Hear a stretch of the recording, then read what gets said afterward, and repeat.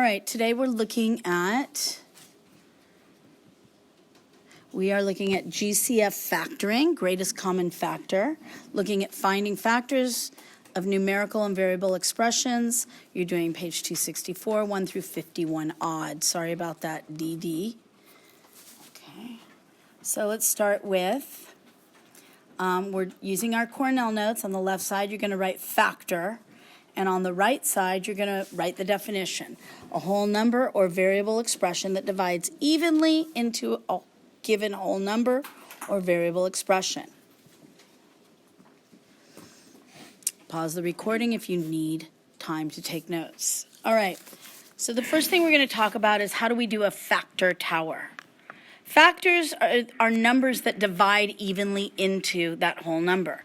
So I'd like you to make your factor towers in order. I always start with the number 1, 1 times 18. And then I keep going with all the digits. Is 2 a factor? Yes, 2 times 9. 3, is 3 a factor? 3 times 6. 4 is not a factor. 5 is not a factor. 6 is a factor, but it's already up there, so that's what tells me to stop. Pause the recording and do the next one. All right, now let's check our work. Dolly, what'd you start with? I started with 1. And 24. Good. Next one, Jasmine. I started with 2 and 12. Good. Next, let's go, Felix. I start with 3 and 8. 3 and 8. And then keep going, Ava Blue. I started with 4 and 6. 4 and 6. And then we're going to go to 5. 5's not a factor. 6 is already up there, so we know to stop. All right. When you have numbers and or variables, I want you to put this next to your notes. We always separate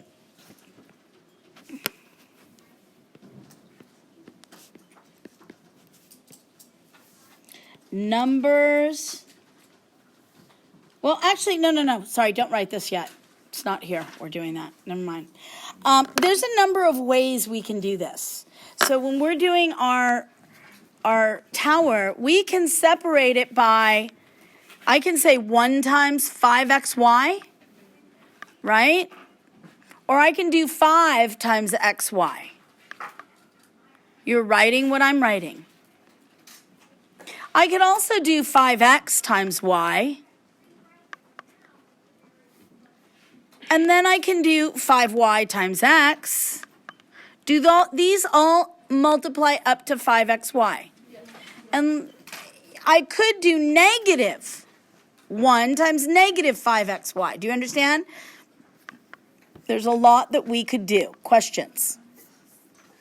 Pause the recording if you need to keep taking if you need to take notes. Let's look at in your homework.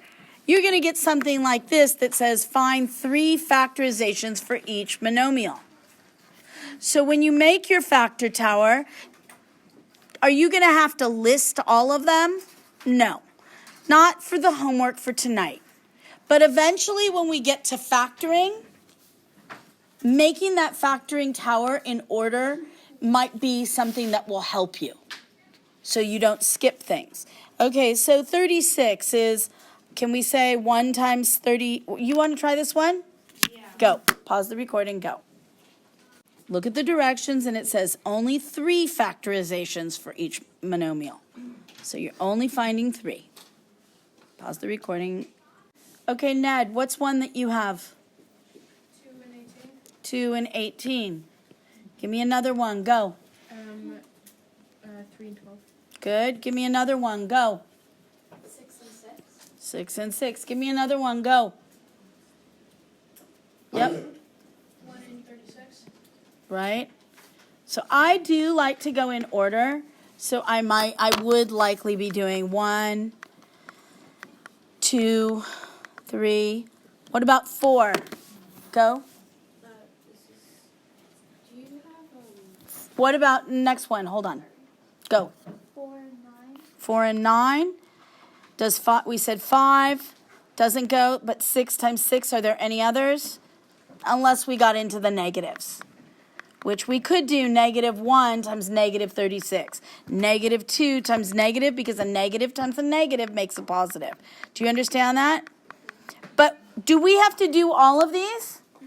No, we just need 3 pairs.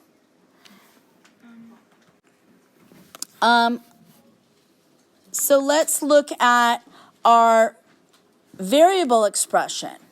We can break this up by like -1 times 10x squared y.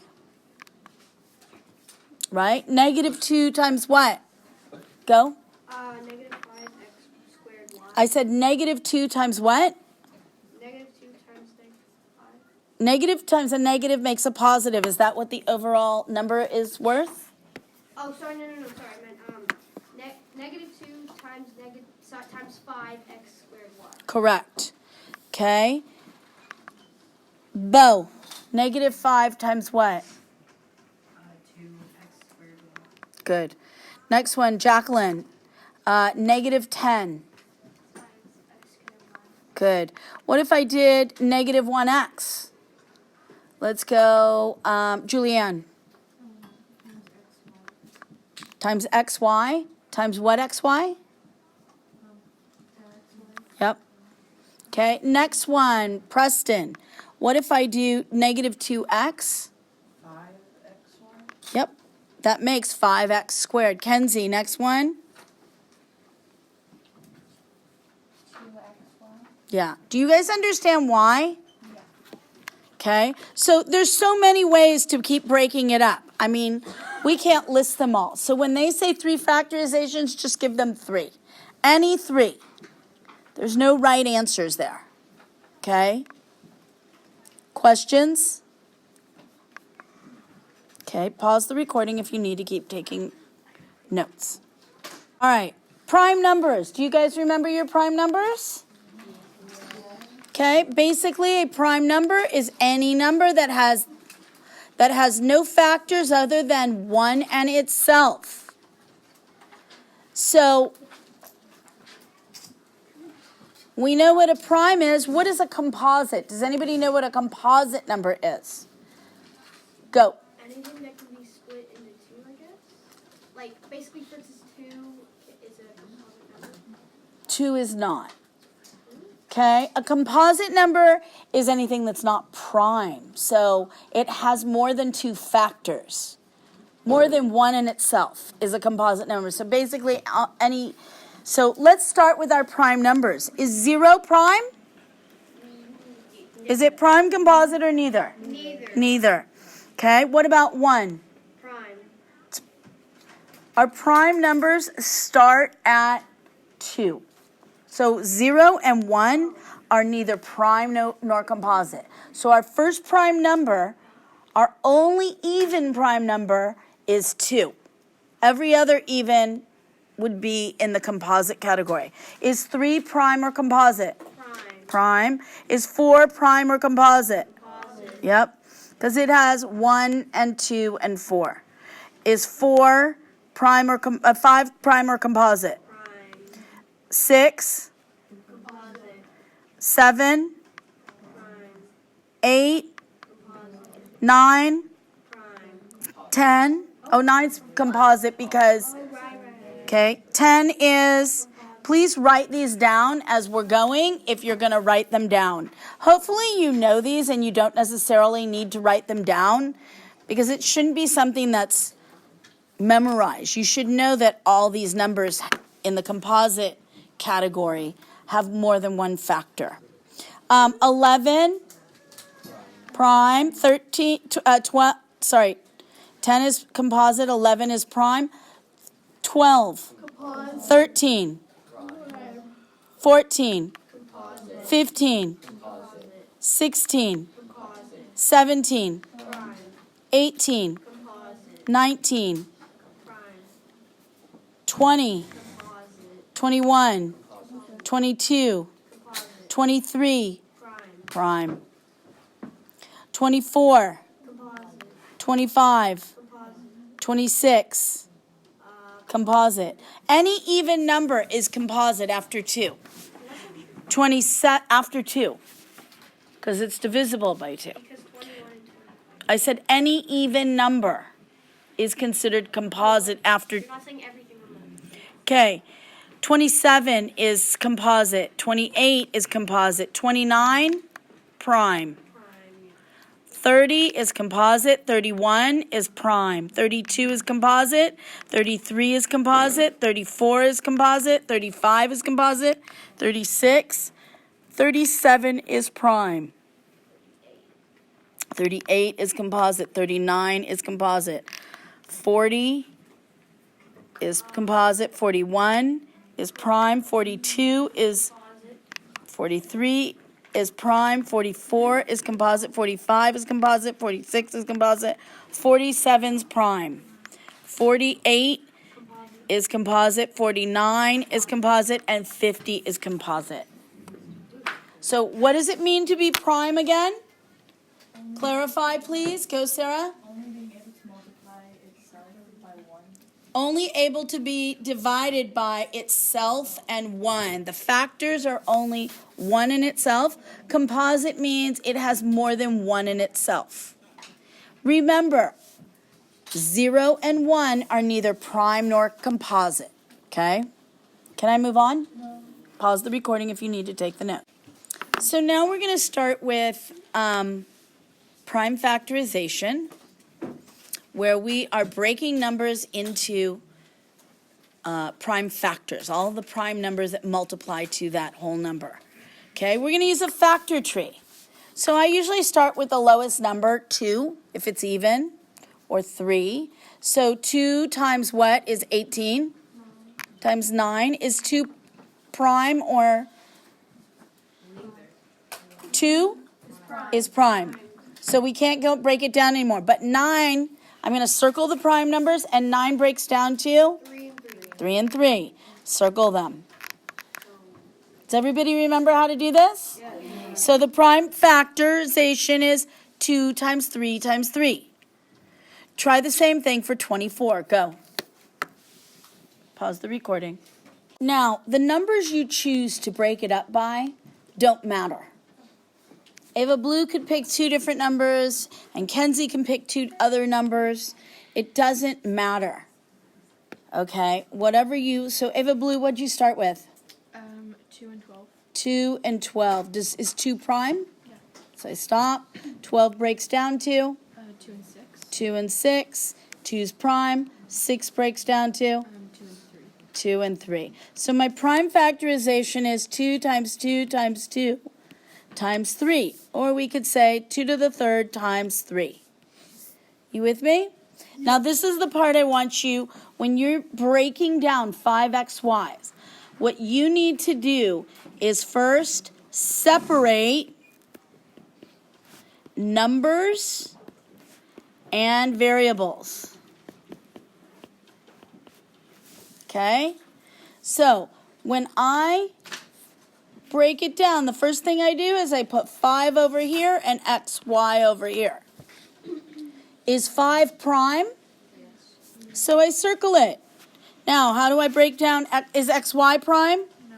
No, I can break it down to X and Y. xy. Now it's in prime. So basically, even for this one, its prime factorization is the same thing we started with. But the thing to remember is we always separate numbers and variables first. Can I erase? Yes. If it was like 10xy, you would do 10 times xy. If it's 10x squared, y squared, z squared, I'd separate 10 times x squared, y squared, z squared. okay. And Okay. You would just do like 10x. Well, I'll show you how we're going to do it. Yes. Shh. We're only circling prime numbers. So once I get to a prime number, I circle it because that means it's a prime factor. I can't break 2 down anymore. Oh, okay. So these are the numbers that I'm putting down here. These are the prime factors. They multiply together to 24. Okay? Here, I first broke it down to 5. 5 can't be broken down anymore. It's already in prime form. XY can be broken down to X y. So I circle those. Does that make sense, Bo? Okay. So now we're really going to start to use this. Now you'll notice when I did this, 24, I used 4 and 6. You don't have to do 2 times 12. It's like driving to Starbucks. There's more than one way to get the prime factors. All right, so here's how we're really using this. Make sure you're also putting in parentheses when you define greatest common factor. Okay? This means a factor is your greatest common divider. Okay? So let's break down 20. How does it break down? How about Bo? What would you break it down by? I would just go to 10 and 2. I always keep it so my low number is on the left because that way I can keep building to the right. So is 2 prime? Yes. So I'm circling it, but 10 can keep being broken down. 10 is made up of what? 2 times 5. 2's prime, 5's prime. There's my prime factors, 2 times 2 times 5. Okay, you guys pause the recording and do 24. Break it down. All right, so what are we breaking down 24 by? Here, I'm going to erase this because it looks neater. Let's go, Julianne. 24. 2 and what? 2 and 12. Okay, 2 and 12. Yep, I thought she said 2 and 5. 2 and 12 is 2 prime. 12 breaks down to? 2 and 6. Good. 6 breaks down to? 2 and 3. Okay, we're not talking, we're recording. So my prime factorization is 2 times 2 times 2 times 3.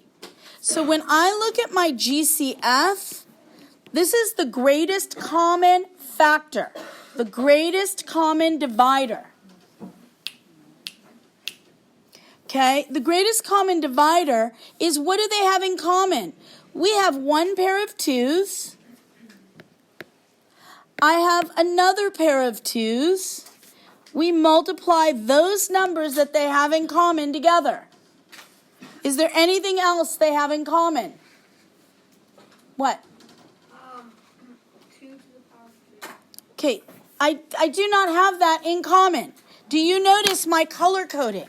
The red ones is one pair of 2's. The blue ones is another pair of 2's. That's all we have in common. When you multiply that together, what number do you get? 4. So 4 is the greatest common factor. Okay? 4 is the greatest common factor. Are there questions there? Yes, Bo. I don't understand how you find your components. We find everything they both have in common. So I'm going to notice they both have this 2 in common. I write it down. Then I also notice they have this 2 in common. So I'm multiplying it here and I write it down. I multiply. Is there anything else they have in common? I just can't see the bottom. Okay, stand up. Okay.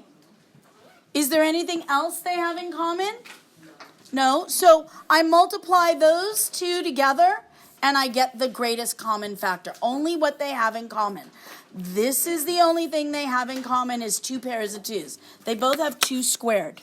Yes. So if they only both had 1, 2 in common. Then it would only be 2. Okay. Okay? Okay.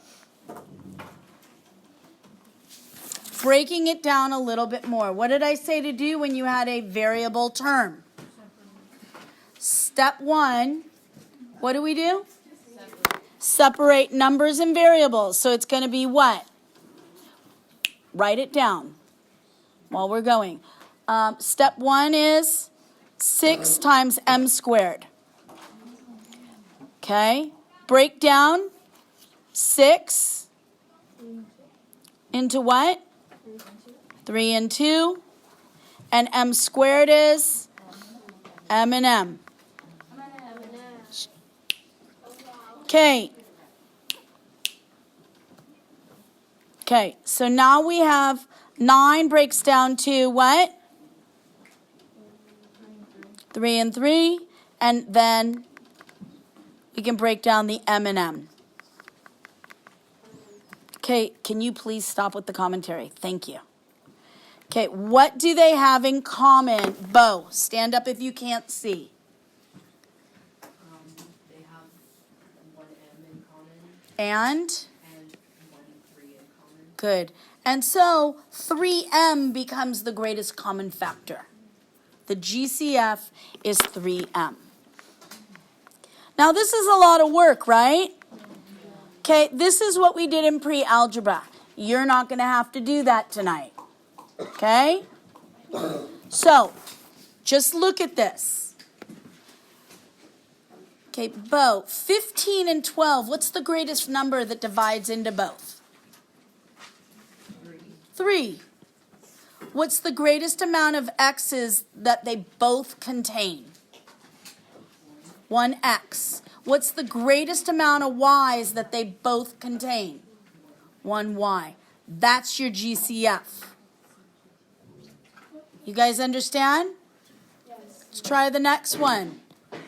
Numerically, what's the biggest number?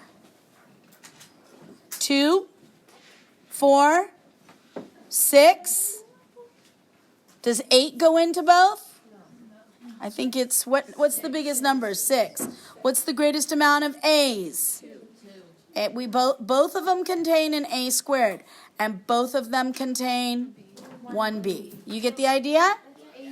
So that's the GCF. Now let's use it. This is what you're doing tonight. Ready? Gotta go fast. Okay. Okay, so it's basically the reverse of the distributive property. What's the biggest number they both contain? 2. What's the greatest amount of m's in both? M to the third. Now, you're going to divide that 2m to the third. 2 goes into this how many times?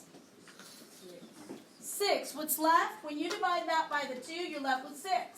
When you take out 3 m's out of the m to the fourth, what are you left with? So, notice, watch me really quickly. When I divide that 12 by the 2, what's left is a 6. When I take out, divide 3 m's out of here, I'm left with 1 more. You with me? So when I divide this one, 10m by when I divide 10 by 2, what are we left with? 5. When I take out 3 m's, that's it. This is factoring your GCF. That's what you're going to do. Let's try it again. Number 2. What's your GCF? 7. 7 what? Squared. No, 7 what? Sorry. 7a. Okay. When I divide this by 7a, what's left, Sienna? 2. And how many a's are left? A. Okay, I have that minus sign. When I divide 7a by 7a, what's left, Sienna? 1. Now, this term that you guys have here should multiply back to this. You know you got it right if it's equivalent. Does that make sense? Okay, how are you? Are you understanding? Yes. No? Okay, Bo. What's the biggest number that divides into all 3? 5. What's the greatest amount of x's we can take out of all 3 terms? I can take 1x. So, when I divide this by 5, what are you left with? 3. When I take out 1x, right? Divide out 1x, what's left? X squared, right? Dividing out, we're really subtracting them out. Okay, next term, I use this sign. Okay, What can I divide out of 20x squared? When 5 goes into 20, what is left? 4.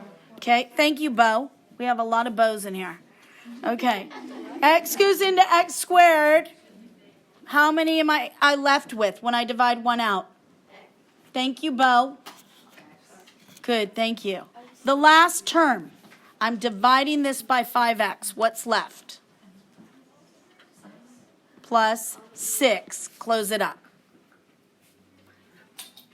That's your answer to it being factored. What this is saying is, hold on, what this is saying is this quantity, stop, look. This quantity times this, stop, times this quantity equals what we started with. Stop, one last note, eyes up here. Okay, look at this one. When you factor number 4, let's say you only pulled out a 2, it would be marked wrong because it's not factored completely. You have to pull the greatest common factor, not just any factor. Got it? Pause the recording if you need to take some notes.